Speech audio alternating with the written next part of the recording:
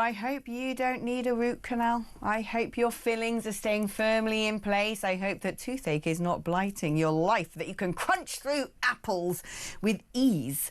Because if not, you might find that dentistry is itself not in very good health. Let's catch up now with Myron Senthil-Nathan, who is, of course, an NHS dentist and a political commentator.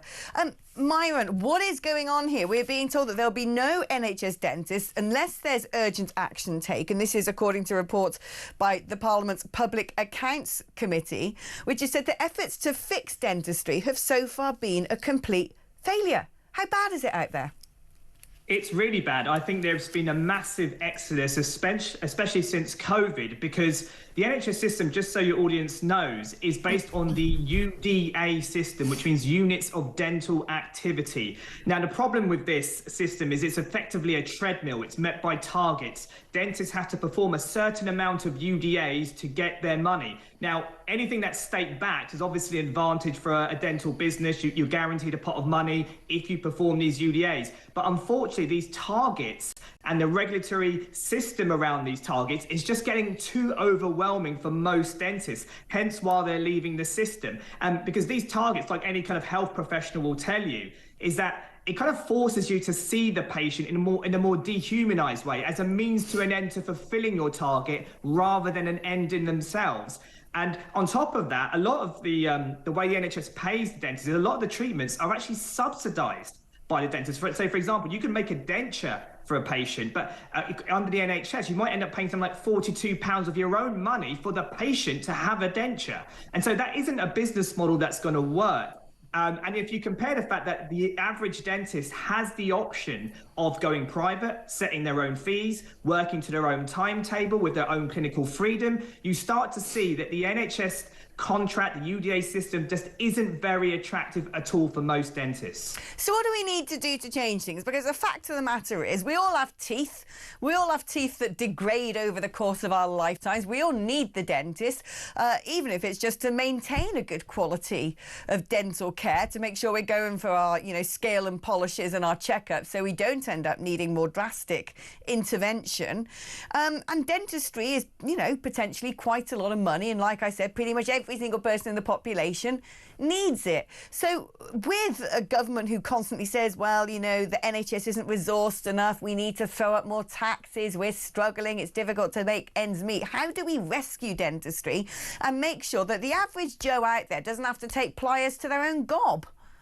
So my answer, to be honest with you, Alex, is boring and it will make you yawn. But it is the same old thing. You need more money. And if you're not going to give more money, eventually, I outlined the system. If you're a dentist, you have another option. And unless the NHS provides a palatable option, sorry, no pun intended, but if they don't provide that option, then eventually you are just going to go to the private sector. And also, I would say COVID has played a major role in this. I remember when I just qualified, it was automatic that you go into the NHS and do your service in the NHS. Now we're seeing younger dentists coming out of university. They've been introduced to a COVID situation where I think the work-lifestyle balance is all still part of it. And now they don't even want to work on NHS. Why do they want to get involved in the rat race of the NHS and this UDA contract when they can go private as well? So that's part of it. But in terms of resurrecting the NHS system, if I'm honest with you, an exploding population, a population that's living older, it's becoming increasingly more difficult. I don't think the NHS has the budget or the systems in place to actually cope with the situation. I would say the NHS probably needs to move to a core system to protect those who are vulnerable, on low incomes, children especially.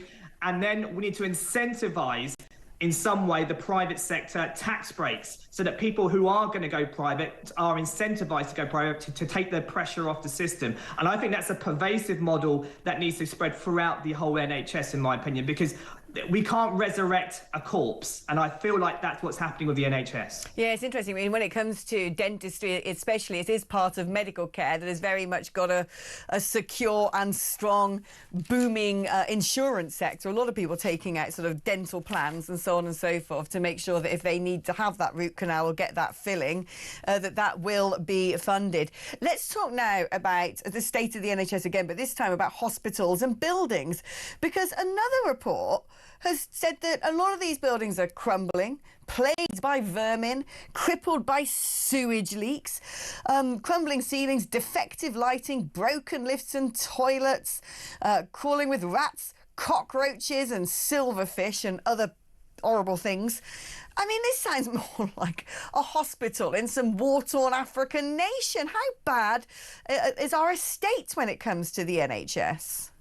Yeah, so I mean, if it does sound very third world, doesn't it? I mean, if you saw a mouse running around in a restaurant, you'd be absolutely aghast. But if you see a mouse running around in a hospital where potentially sepsis, where there are immunocompromised patients, it's horrific. I would say, look, this has been going for a long time. The Tories were warned about this a year or 2 years ago. They blamed it on the chief executives of NHS England, which is now seems to be abolished. But 2/3 of these buildings, hospital buildings, predate the NHS. They're very, very old buildings. And you know, back in, I think about 4 or 5 years ago, the bill to repair them was about 5 billion. It's now risen to around 14 billion. And the reason for that is what these executives do is they ring fence the budget to prepare to solve the problem of repairing these buildings. But then because the NHS runs on a cliff edge, they end up raiding this budget to try and sort out, I don't know, a winter crisis or the fact that they've got no staff all of a sudden. And so there's this constant kicking the can down the road, and it's starting to escalate to a stage where I think it's just untenable. And if you end up moving these patients because the ceiling's falling down, again, that adds more costs and delays operations. Oh, Myron, what are we going to do? Who's going to actually make sure that healthcare in our country is up to scratch? Myron Senthil Nathan there, NHS dentist, talking about the crisis in dental care, but in the NHS at large. I mean, you kind of think we're a G7 nation. Surely we've got the money to run a decent healthcare system. What is going on?